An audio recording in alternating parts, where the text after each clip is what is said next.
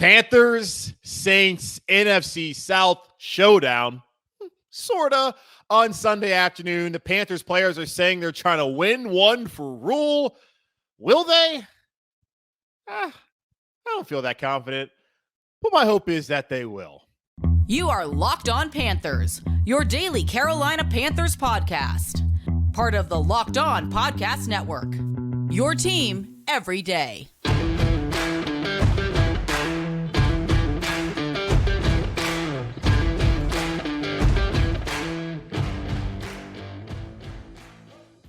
Welcome into another edition of the Locked On Panthers podcast, a part of the Locked On Podcast Network. I'm your host, as always, Julian Council, talking Carolina Panthers with you every Monday, Tuesday, Wednesday, Thursday, and Friday. Your team every day. That's our motto here at the Locked On Podcast Network. Make sure to watch the show and subscribe to the show over on our Locked On Panthers YouTube channel. Also, check out the podcast wherever you find your favorite podcast. Rate, review, and subscribe so you don't miss a single episode of Locked On Panthers.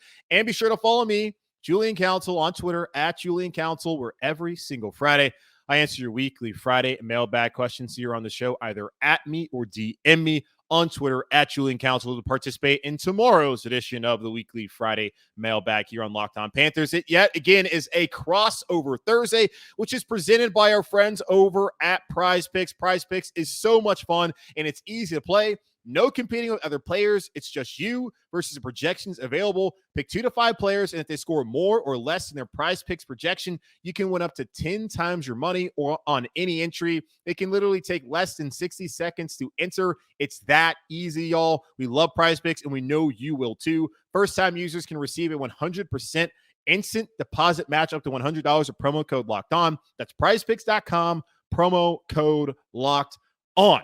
So Matt Rhule is on the hot seat. We all know it. He's not concerning himself with what you're saying and what anyone is saying about him and whether he should stay here in Carolina. The Carolina Panthers players are hearing the noise, and overwhelmingly, they are still behind their head coach after 2 weeks, and they are trying to win one for not the Gipper, the ruler? Win one for the ruler on Sunday afternoon as the Saints come to town. It's a division game. The Saints are coming off a loss against Tampa Bay on Sunday. The Panthers win. They're right there on level terms with New Orleans, and we'll see how things play out for Tampa playing against the Green Bay Packers. If Tampa loses that game, Panthers could only be one game behind the division lead. I get that you're upset. As Jonathan Stewart told y'all, just to take a deep breath. There's a long way to go. This team has to execute. I do understand it all falls on Matt Rhule at the end of the day, and the numbers that I've laid out throughout the week do not suggest that he's going to make it. And of course, they do not suggest that he's done a good job at all. I am hopeful for a turnaround because I don't want to sit here and talk about a bad football team all year. And I would like for this team to go to the playoffs and for y'all to put a damn smile on your face because I cannot take all the negativity. It is exhausting. So we'll break down the matchup. Ross Jackson, he is the host of Locked On Saints, and we'll get his perspective on the Saints so far this season, coming off that loss against Tampa. What do you think is the biggest storyline for the Saints is heading into the game? I'll also give my biggest storyline for the Panthers. Take one guess what it is. Matt Rhule being on the hot seat. We'll also check out some of the matchups, and we'll give out our predictions on who will win this game, and maybe we'll surprise you with our predictions. So all that could appear right now on Locked On Panthers. All right, back here for another Locked On NFL crossover Thursday. Julian Council, the host of Locked On Panthers, joined this week by Ross Jackson, our fearless leader over at Locked On NFL, and also the host of the Locked On Saints podcast. Ross, our first of 2 meetings this season.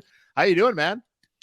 Great, man. I'm really, really ready for this one. I think both of these teams are going to be looking for a little bit of a get right, maybe bounce back, and maybe, however it is that you want to look at it, but game here. And I think there's going to be some fireworks. I think it's going to be a fun one. Yeah, second year in a row where the Panthers and Saints have met early in the season. Last year was week 2. Carolina beat the brakes off of the Saints that were riddled, ravaged by COVID with the coaching staff and also some key players that were missing defensively and even offensively in that game. And I think it kind of led to a little bit of false hope here in Carolina. What is going on in New Orleans this season as they just coming off the first loss of the season and their divisional opener against Tampa Bay as far as the biggest storyline for New Orleans heading into this game on Sunday afternoon? Yeah, I think the biggest thing that you're watching going into this week's matchup is going to be Jameis Winston and his health. He played last week against the Tampa Bay Buccaneers at home in New Orleans with 4 fractured vertebrae. Now, I don't know about you, Julian, but if my back is sore, it's hard to get me out of bed in the morning. So to go out there and play football with 4 fractures in his back, there's something kind of, you laud him for his toughness there, but is it impacting the game? And there were a couple moments to where, and look, everyone's going to say that it's not, and I'm inclined to believe that, but if I'm going to point out a couple of moments where the back might have caused an issue, it's overcompensating, the mechanics and being able to get that torque in terms of twisting and everything and your foot placement, all of that, and trying to overcompensate all of that with, Jameis's ridiculous arm strength, which leads to overthrows, which, a couple of those interceptions or overthrow ball placement, some bad overthrows throughout that weren't necessarily turnovers, things like that.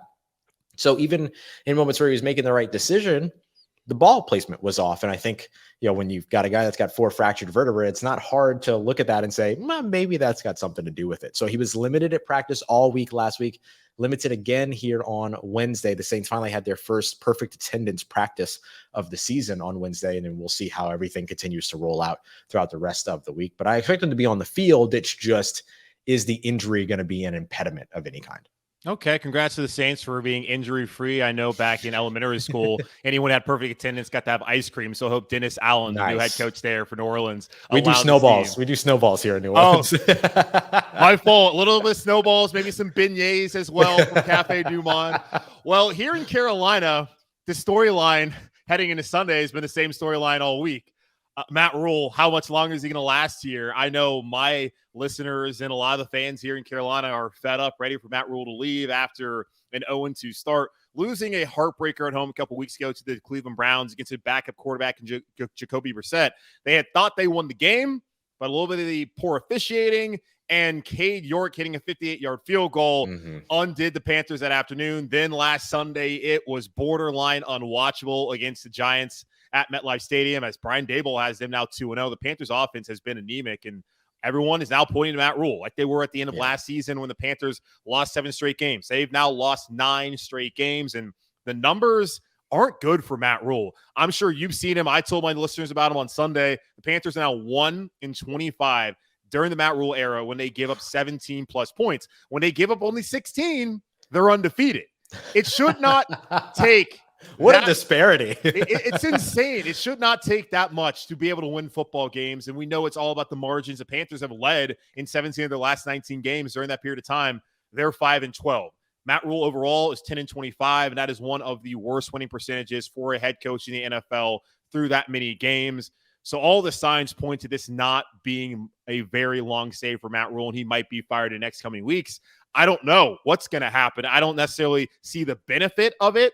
But I also see that a change is likely necessary and to come. Now, Robbie Anderson here in Carolina played for Matt Rhule back at Temple. Right. Spoke to the media on Wednesday, was saying that I don't really see how it's Matt Rhule's fault. We have to execute. I'm playing for a coach this Sunday. So we'll see just how hard Robbie Anderson plays for his coach, as everyone in town and throughout the region is wanting Matt Rhule to pack his bags and head back to school. Is there a chance that if the Saints come out and they have this great game, this like get right game, particularly on the over on the offensive side, that like this could be the game that leads to the exit? Or do you feel like they're going to give him a 4th or a 5th game? Have no idea. David Tepper is the ultimate wild card. He's someone who always. Ain't that the truth? He said at the beginning when he fired Ron Rivera with 4 weeks to go in the season back in 2019, he spoke to the Panthers.com reporter Bill Voth and told him, "I am never going to put this organization at a competitive disadvantage." Well, you can tell that was already dishonest because he hired Matt Rhule, a college coach, and we see how college coaches typically pan out in the NFL. Better men have tried and failed than Matt Rhule, who never beat a ranked team in college, never won a conference championship. Like, why is this guy here? And I'm not someone who's really been highly critical of Rhule. Right. I see that this is a building process, but when you really dive deeper, it's just so conflating how this is even a thing that happened here in Carolina. So certainly Rhule could be fired on Monday if they go 0-3. Of course, I guess it depends what it looks like, but at this point in time, people are tired of hearing about how close the Panthers are. They just want to see a win. And I think things are probably a little bit better in New Orleans. I mean, you lost for the first time in the regular season, right, against Tampa Bay, against Tom Brady.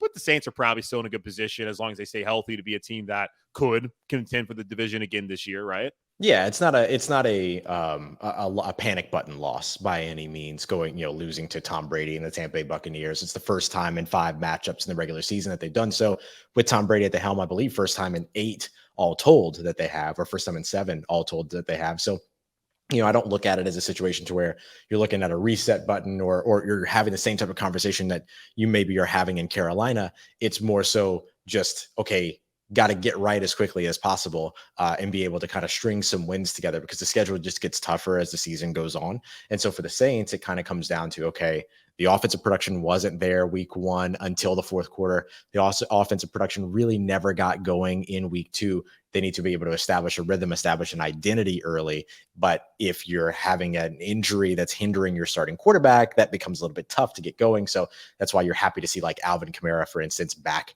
at practice this week and stuff like that. So they're in a much better sort of conversation, I guess I'll say.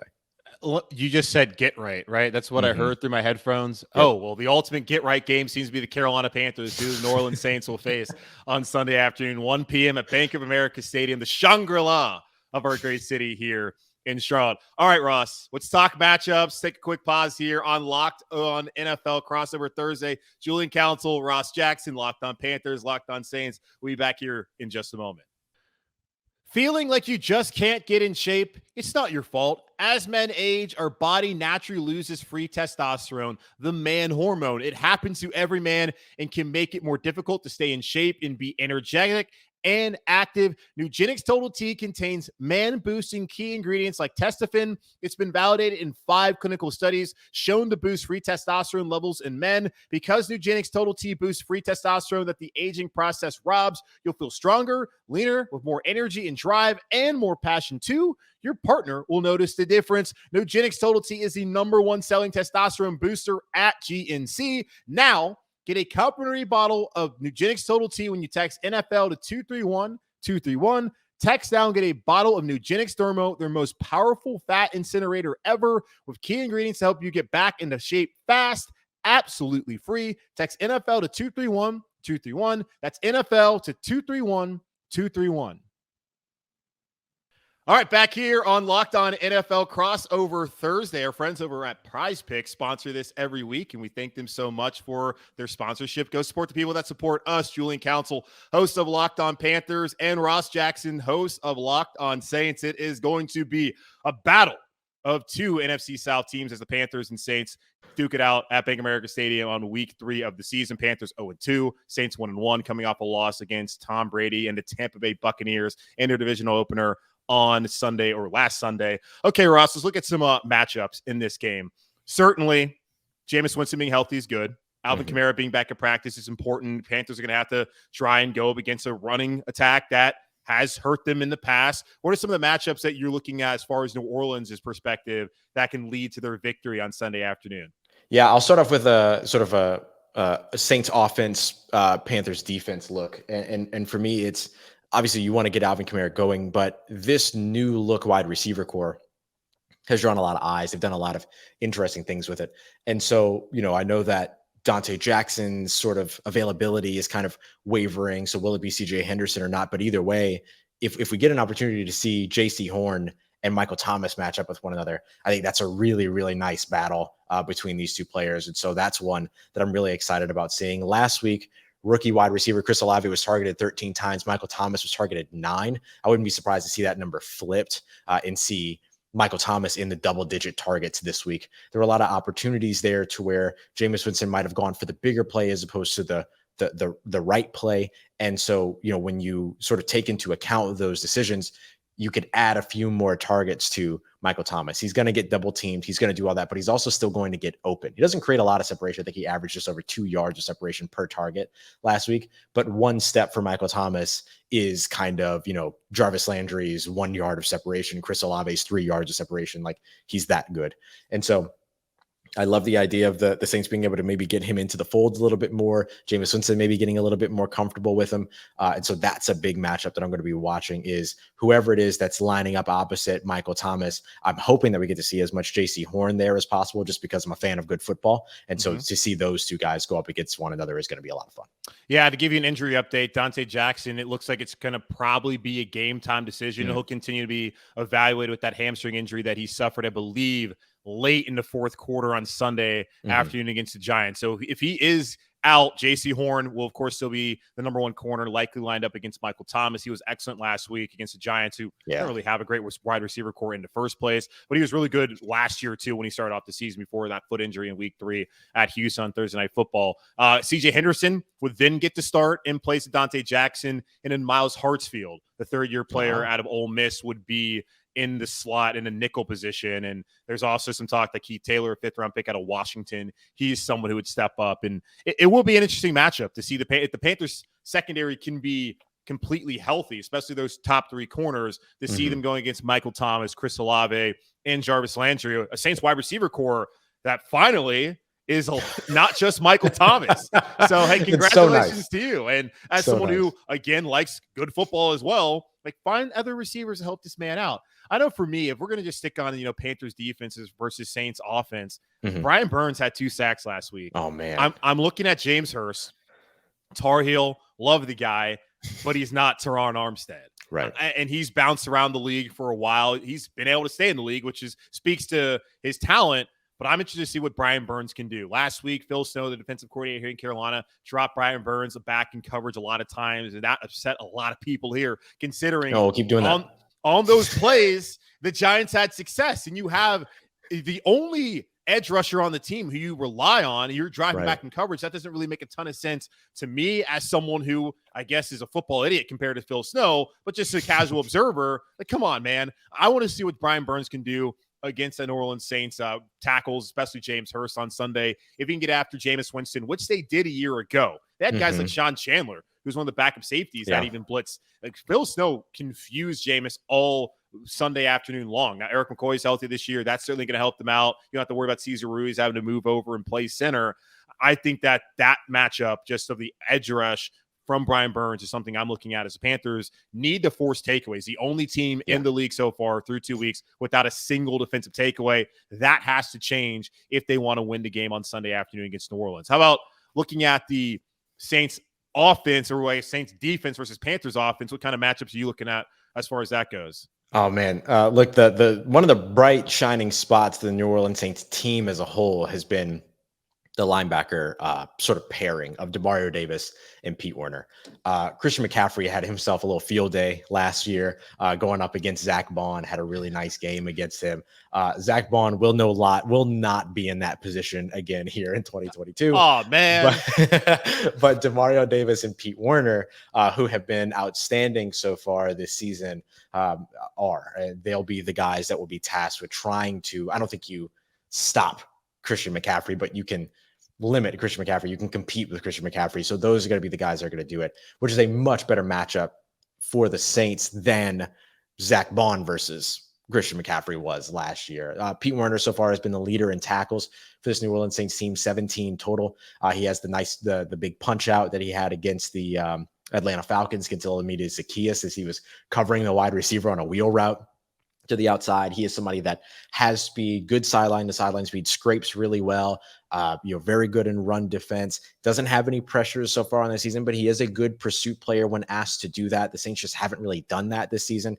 So far, you're not going to blitz the mobile quarterback in Marcus Mariota. You're going to drop some guys to make sure that you can contain him if he gets outside the pocket. You're never going to blitz Tom Brady. So we'll see if they start to utilize Demario Davis and Pete Werner in those roles a little bit more against the Carolina Panthers. But even if they don't, just the matchup, the physical matchup between those guys and Christian McCaffrey is going to be a ton of fun to watch. Yeah, and Christian McCaffrey was involved offensively on Sunday. I think he had 15 carries, over 100 yards, had that 49-yard rush in the second half against the Giants. And that certainly is a point of contention for a lot of fans, as well as it's been a debate of how much should Christian McCaffrey touch the ball. Now, what we saw week 1 against the Browns is not nearly enough. And I would even say what we saw last week is not enough. Yes, you want him to be healthy, but he's your best offensive skill player. I talked to Jonathan Stewart on Wednesday on the show, and he talked about great conversation, by the way. That was awesome. That was awesome. Thank you. Thank you. Check it out, guys, by the way, if you haven't seen it yet, wherever you get your podcast and on YouTube. Either way, like he talked about them having to find an identity on offense. And when I look at matchups, it's really just the Panthers offense as a entire collective versus that Saints defense, which is one of the better defenses in the NFL. And this is going to be a tough challenge for them. Like you just look at DJ Moore versus Marshawn Lattimore. You look at Ike Ekwonu having to go up against Marcus Davenport and going against Cameron Jordan. I guess who usually is going to be on Taylor Moton's side, but Taylor Moton right now dealing with a knee injury. So how much might he be limited on Sunday afternoon against Cam Jordan, who has always been an excellent pass rusher for New Orleans and just that secondary as a whole? And you bring up the two linebackers in Warner and Demario Davis, who certainly is someone who fits the mold of some of the great Panther linebackers that we've had here. And we would love to have someone like him here in Carolina. They have to find identity. And Jonathan Stewart talked about the identity needs to be Christian McCaffrey and DJ Moore. Those guys have not nearly been involved. They have not been involved in the offense nearly enough through the first 2 weeks, especially DJ Moore going against Marshawn Lattimore, an excellent corner who got the bag last year. I need to see this offense start fast, be physical, and then finish strong. They only have 13 points in the first half through the first two games. That's just not going to get it done against a team like New Orleans, especially a defense as good as theirs. And an offense that can hurt you now with all those weapons. So offensively, the Panthers need to do something more than what they've done the last 2 weeks. And I know that's very simplistic, but seriously, like execute, because that's been missing. Yeah, sometimes that's what it is, right? Like we're seeing that here in New Orleans right now, right? Like they have the talent, they have the players, but the execution has been a bit of an issue so far over the course of the first two games. And so with that, it is sometimes not simplistic, but sometimes it's that simple, right? Like you just kind of have to get it to happen. And so I think that like the Saints and Carolina Panthers offenses feel like they're very much in that same maybe zone, maybe that same area or conversation about, just finding that identity, getting it going. And hopefully for one team or another, obviously from our perspective here at Locked On Saints, hopefully for the Saints, they establish that identity early so that they can get a rhythm, which is something they haven't been able to do in the first two games of the season, at least in the first quarter. Yeah, it's an NFC South showdown with the Carolina Panthers and New Orleans Saints. We will break down who we think will win. Will someone be a homer, Ross Jackson, or will someone not be a homer, me, Julian Council? We'll be right back here in just a moment on Locked On NFL crossover here on Locked On Panthers and Locked On Saints.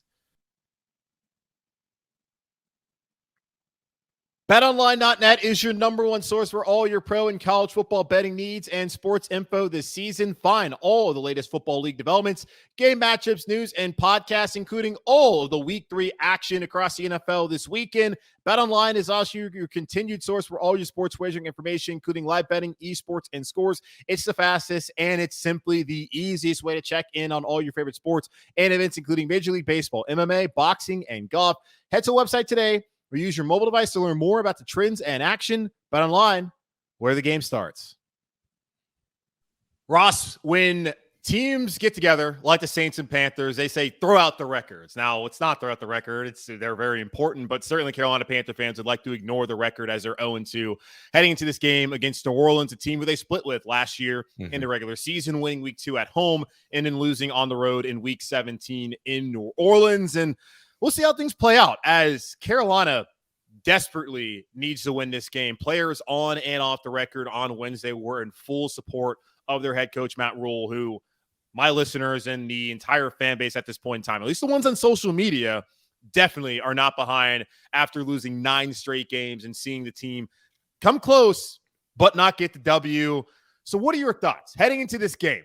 Panthers, Saints, who you got, as it's a 3-point spread, as the Saints are the favorites heading into Sunday's matchup against Carolina, according to our friends over at BetOnline.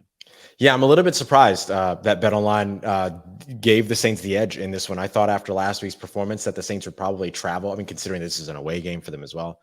This is a team that has played them tough in the past, that they would actually be the underdogs going into this one on the road. But seems that at least BetOnline has some faith in them.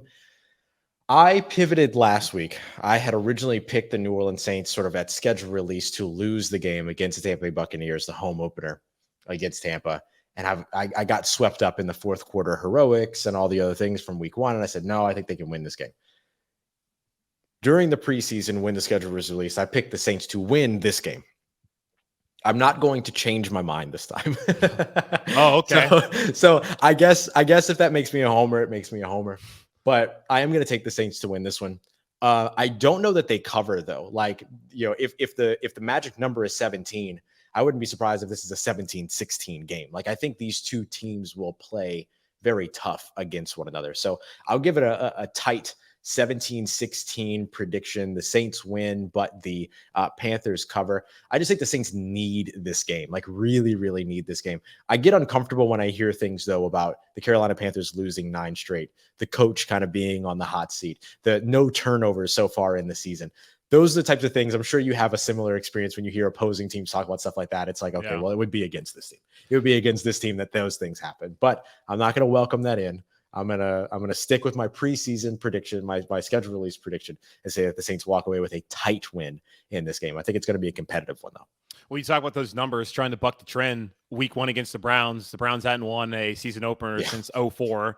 They got it done. They hadn't won a season opener on the road since, I believe, 95, and they got it done against the Carolina Panthers. And the only reason as we do this, like I'm not going to give a score because I really don't know. I'll give you my who I think will win this game. But like the thing about why I didn't pick the Browns was just the history. Like the Browns, one thing I know about the Cleveland Browns is they lose season openers, and I especially don't win them on the road, even though I felt in my heart that the Panthers were not going to be able to stop the run against one of the best offensive lines in football, Nick Chubb, who they could not tackle, had 18 missed tackles, which goes back to the lax execution that you've seen from this team the last couple of weeks. And then last week, I had a gentleman tweet at me being like, you're telling us not to panic, but you must be panicking if you're picking the New York Giants. Like, no, I'm just going with my gut. I think the Panthers are a better team than the Giants. I just have no reason to really believe that they'll win that game on Sunday. And a lot of that's the same going into this week.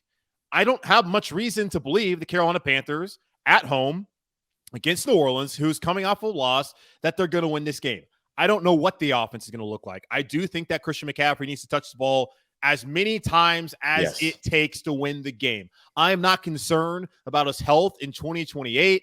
He's not even under contract down then anyway, but I'm not concerned about what his health, what his status is week 13 of next year. I'm concerned about right now and trying to win games. DJ Moore needs to touch the football 7-8 times. Find a way to get the ball into his hands. If you got to hand it off to him, do that. Find a way to scheme him open. That's what Ben McAdoo, the Panthers OC, needs to be able to do. So I don't have much reason to believe the Panthers are going to win this game. But for whatever reason, in my gut, I think they're going to win this game. And that's all I can really say to y'all. And I think they're going to cover. I think they're going to, well, they win. So of course they covered if they win. I think they're going to win the game. I just feel like with the players behind Matt Rhule, they're going to get it done. And it's not going to quiet all the hate Matt Rhule's getting and all the calls to fire him. People are going to want him to get fired anyways. There's Panther fans out there. I had some guy tweet at me being like, even if the Panthers won a Super Bowl with Matt Rhule, I want him gone. It's absurd. What's the point? The person who told me that is not healthy. He needs to seek some sort of therapy, find somebody to give him a hug because that's just out of control. Statistically speaking, if you have a coach that has won a Super Bowl before, you have better odds of winning a Super Bowl, right? Like it's easier to repeat as a Super Bowl coach than it is to be a first-time Super Bowl coach just by a sheer number of by the sheer numbers. I don't know, man. I don't know. That's just where this fan base is right now. And I had a conversation with someone last week just about just the state of affairs and the mindset, the psyche of the fan base. And that's where we're at. And it's a big game for Matt Rhule. And I want the guy to be successful. Robbie Anderson came out and he was questioning, the fans. And he did this last year when people were booing Sam Darnold. In large part, they were booing Sam Darnold because Cam Newton was back. And Cam Newton is the best quarterback to ever play here. And people did not appreciate how things went down back in March of 2020 with Cam and them saying that he could now seek a trade when all the quarterback money during that free agency cycle was already dried up. Of course, things landed. He landed in New England in July, and things worked out for Cam. And we see that Cam is not who he used to be. But they didn't appreciate how that worked out, and then they didn't want to see Sam Darnold come out there and start over Cam Newton, which was what happened in Week 17 at New Orleans and Week 18 at Tampa. So I understood, and I got on Robbie because, hey, man, you've had a terrible season a year ago. And you have done nothing here to sit here and lecture the fans on what a true fan is. But part of me actually agrees with him as far as Sunday goes. Like the negative energy, like if you're planning to go to Bank of America Stadium as a Panthers fan on Sunday just to boo Matt Rhule and to chant fire Rule, like what is wrong with you? Go. Sell those seats to some Saints fans. Right. Why spend? Well, don't do that. Don't sell to Saints fans. But why spend your money and waste your time with that kind of negative energy? Like the team needs you behind them. That's what he's saying. Like, okay, you can be a fan of the Panthers and boo them. I understand that. But like, why not on Sunday when your team's at home? Try to at least encourage him to win the game, opposed to bringing the negative energy we see on social media out there on Sunday afternoon. So I actually agree with Robbie. Like, I'm not saying they're not fans, right? But that's just kind of crappy if that's how you want to go about it. Again, do you? It's just weird to me that that's what people would want to do. My hope is that Panther fans are going to be loud and ready to go, because that is a game that they need to win as far as getting back on track. Matt Rhule trying to restore any sort of confidence, if that's even possible at this point in time. But really, Carolina, just getting a win, because they have not won at home since I think it was September 19th of a year ago, or 20th against New Orleans. Like, that's how long it's been since they won a home game. They have not won a game period since November, I think 14th, when Cam was there in Arizona. It's been a long time. Yeah. Why would you not want to give everything you have, be full-throated, and yell and scream for the Carolina Panthers to keep pounding and to beat the Saints? Like, come on. Or sell those seats to some Saints fans. No, do not do that. That's make yourself some money. The Roaring Riot has a ticket exchange. Sell them to Carolina Panther fans, but also do whatever you got to do. It's your money.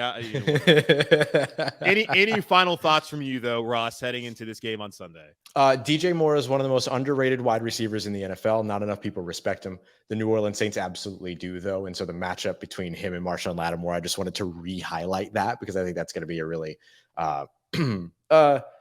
it could teach you, it could tell you a lot about how this game is going if DJ Moore has got 9-10 catches in this game. Okay. So that's kind of my biggest thing. And watch for the New Orleans Saints offensive line. You talked about the Carolina Panthers defense confusing Jameis Winston last year. Looking to see if Phil Stowe is able to confuse the offensive line, where the New Orleans Saints have struggled with some blitz identification issues over the course of the first couple of weeks, is going to be a big, I guess, key in this one as well, because the Saints have given up some second-level pressures to untouched linebackers in both of these last two games. And there's a pretty talented second-level group there in Carolina and pressure package group there in Carolina that I think might look to take advantage of that. All right. Ross is taking the Saints. I'm taking the Panthers. Homer picks all around. Saints, Panthers, Bank of America Stadium, Uptown Charlotte, 800 South Mint Street. You'll be there. Yep. That'll be great. Maybe I'll catch up with you after the game, after the Panthers win, of course. Game drinks are on me if they win. I got you. Well, hey, actually, unfortunately, I am sober until October 20th, because I am having something at my gym. Nice. So yeah, tea and coffee on me. Then it's a choice. It's a choice I made to better myself. But it's really hard to sit here on this couch and watch this team and not drink at all.